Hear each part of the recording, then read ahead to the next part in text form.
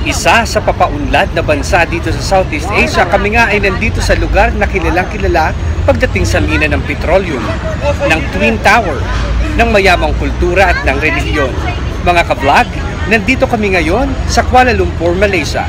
Samahan po ninyo kami mamasyal at tuklasin ang mga bagay-bagay sa bansang ito. Ako po si Lance, and this is the vlog.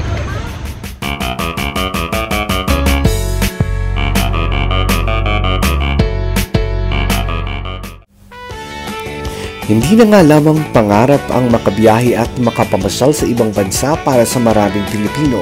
Like what we usually do every time that we go to another country for a tour, naghahanap kami ng mga murang tour packages na madalas niyong makikita sa iba't ibang travel agency.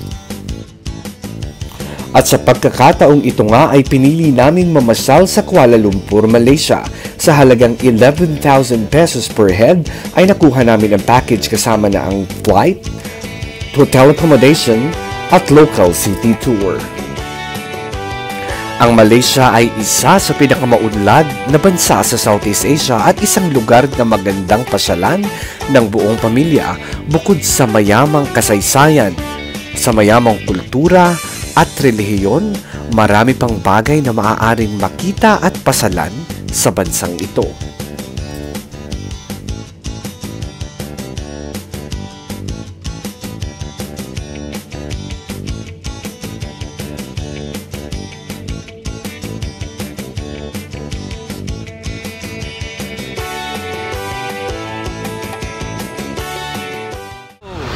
I have Indran, our tourist guide here in Malaysia, and I would like to know how many tourists do you usually go with every day going around Malaysia?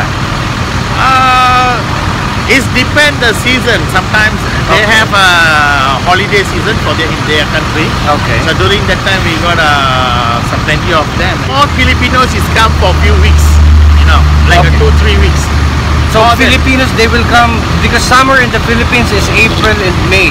That's the season. That's for the season. That's the they season. usually Yeah. come. Yes. Okay. What's the favorite place where Filipino usually Oh, go? normally they like some entertainment area and some historical like here. Okay. And actually they have not spent much time here. Normally they came here for 2 or 3 nights. So only here in Kuala Lumpur, In Kuala Lumpur mostly? and Okay. some shopping, and there is a Genting Island. Okay. There is something similar like the climate, something like in Baguio. Okay. But this is the entertainment city on above the cloud. We also have some Filipinos living there as well. Living here, and some of them they're married here. And if you like to see, you can go Sunday Mass. So most of the Filipinos will go to Sunday Mass together. The church called St. John Cathedral Church. and you will see so many Filipinos. So many Filipinos, even the Sunday Mass in Tagalog. Really, that's very nice in to Malaysia, in Kuala Lumpur. hear. In Kuala Lumpur. Yes. Thank you very much. You're welcome, sir. Welcome to Malaysia. So we invite everyone to visit Malaysia, Yeah, Kuala please. Lumpur. Yeah. Come visit us here. Thank you so much. You're welcome. Nagsimula ang aming pamamasyal sa Batu Caves. Isa itong lugar na katatagpuan ng shrine ni Lord Murugan, isang Hindu god. Before entering the Batu Caves, it is a belief that you need to buy some garlands or flowers na pwede mong i-offer. Dahil ito mga flowers that will symbolize offering to the gods inside the Hindu temple na makakatulong naman sa iyo para matupad yung wish mo. You need to make one wish, which we will try to discuss later. It is considered as the highest statue of Lord Murugan. Nandito po kami sa labas ng Batu Cave sa Kuala Lumpur, Malaysia. Nakikita natin kung gaano kataas yung hagdan at my right side, and we will try to go up inside the cave sa loob ng templo, kung saan sa bawat hakbang na gagawin natin ay sasabihin mo ang iyong wish. Hawak din namin yung garland na binili namin kanina na iaalay namin sa loob ng templo later on.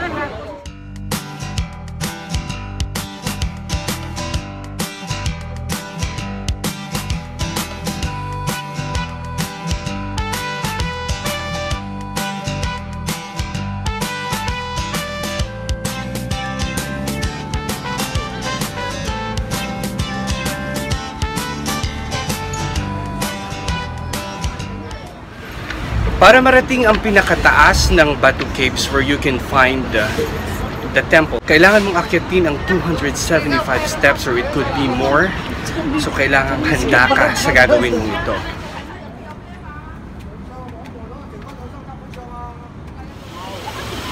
We are literally inside the Batu Cave now, and we're about to go up about 20 steps away at the back kung saan matatagpuan yung temple. I just want you guys to see exactly how the place looks like.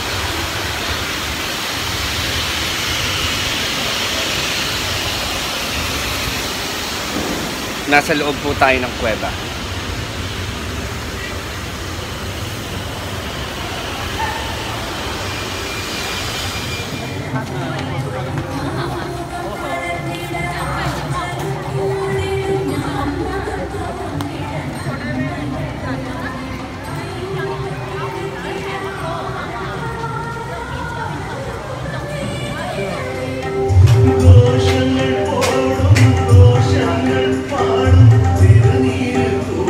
After more than 250 steps, we were able to go up the top of the Batu Caves. At kung makikita ninyo, I was there at my forehead. I was blessed by one of the prayer leaders dito sa temple. Kinuha niya yung garland at siya yung nag-offer ng prayer para dun sa wish namin.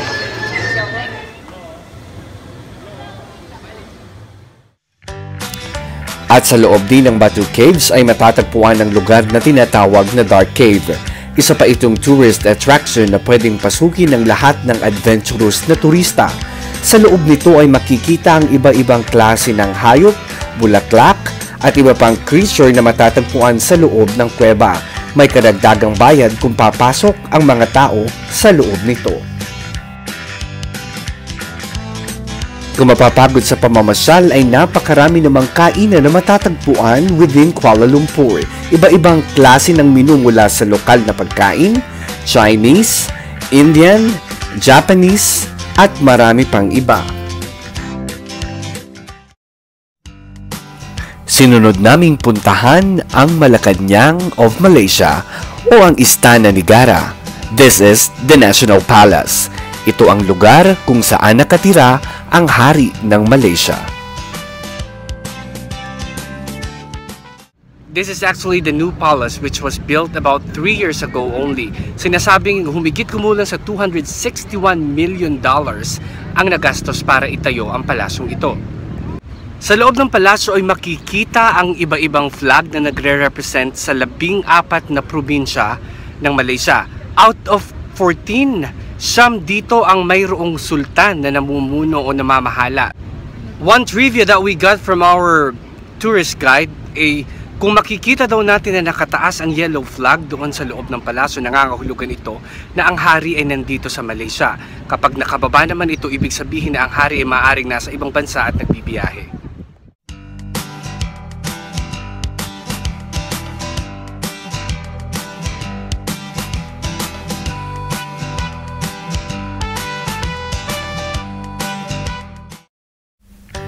Our next stop was at the National Monument in Malaysia. Isa ito ang lugar na nagpapaalala ng kadakilaan at kabayanihan ng mga mamamayan ng bansang ito sa ginawa nilang pakikitigma para sa kalayaan noong pangalawang digmaang pandaigdig laban sa mga dayuhan. Hindi si Andres Bonifacio o mga Pilipinong bayani ang nakikita nyo sa aking likuran. Nandito tayo sa isang monumento sa Kuala Lumpur, Malaysia. Isang lugar na nagpapakita ng kabayanihan at kadakilaan ng ilan sa mga Malay na nakipagdigmaan at nakipaglaban noong unang panahon para sa kalayaan ng bansang ito.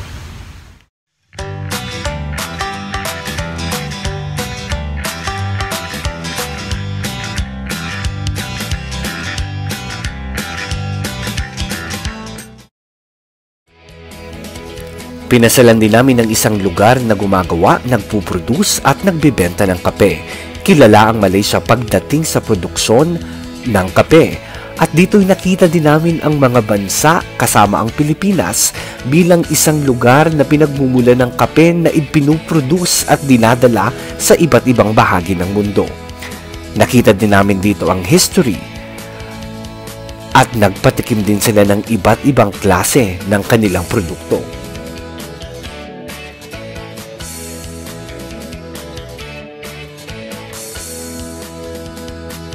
Bukod sa KL Tower, ang pinaka-highlight ng pamamasyal namin sa Kuala Lumpur, Malaysia ay makita ang pangatlo sa pinakamataas na tower sa buong mundo. Ang pinakamataas na Twin Tower, ito ang Petronas. Ito rin ang sumisimbolo sa pag-unlad ng bansang Malaysia at ipinapalagay na isa sa pinakamagandang pasyalan sa buong mundo. Maraming klase ng pasalubong ang mabibili sa Kuala Lumpur, Malaysia. Nandiyan ang ref magnet, keychains, souvenir items, t-shirts at marami pang klase ng memorabilia. Kilala din ang Malaysia pagdating sa produksyon ng tsokolate, lokal na produkto at sarili at ginawa sa kanilang bansa. Sa mga kagaya namin na madalas ding bumiyahe sa ibang bansa, ang sikreto ay ang lugar kung saan pwede kang tumawad at dito sa Malaysia ay natagpuan namin ang Chinatown. Animoy Divisoria na napakaraming iba-ibang klaseng produkto na pwede mong bilhin bilang pasalubong. Dapat marunong kumilatis, marunong tumingin at higit sa lahat, marunong kang tumawad.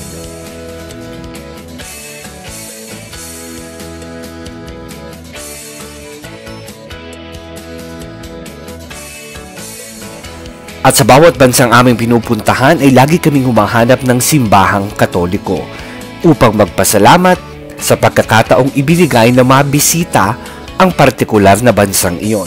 At dito ngay natagpuan namin ang St. John's Cathedral. At sa likod ng simbahan ay matatagpuan ang isang Filipino restaurant, ang Laguna, lugar kung saan makakabili at makakakain ng mga pagkaing Pinoy.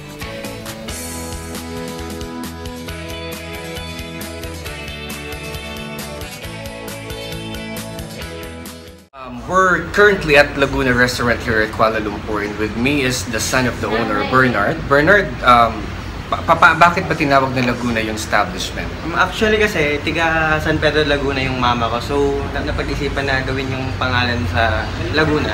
Okay. Isa kayo sa pinakamalaking Filipino restaurants dito sa Kuala Lumpur? Isa sa pinakamalaki, fresh from the Philippines talaga yung mga product dito, seasonings. Okay. So, lahat din galing Pilipinas din natin galing papunta Pilipinas. dito.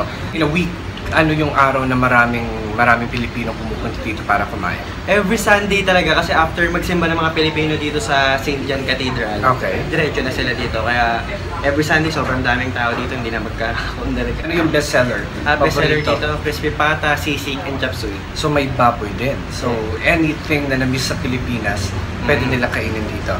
Every afternoon, nag-video ako ng mga Pilipino dito. Oh, yun yung inaabangan talaga na Pinoy, no? Let's invite lahat ng mga kabayan natin na nagtutour dito sa Malaysia at yung mga nakatira dito sa Malaysia para bisitahin yung Laguna. Iimbitahan ko yung aking mga kababayan na kumain tayo dito sa Laguna Restaurant. Kung namimiss nyo yung Philippine food, mga Pilipino, dalaw lang kayo dito. Maraming salamat, Bernard. Thank you. Thank you. Kagaya ng Dubai at Malaysia at iba pang bansa sa buong mundo na patuloy na nagbibigay ng pag-asa sa mga Pilipino at sa mga kapwa ko OFW, naway tuloy din na makakita ng pag-asa sa patuloy na pag-angat ng ating mga buhay. Hanggang sa susunod pong muling episode ng The Vlog, ako po si Lance.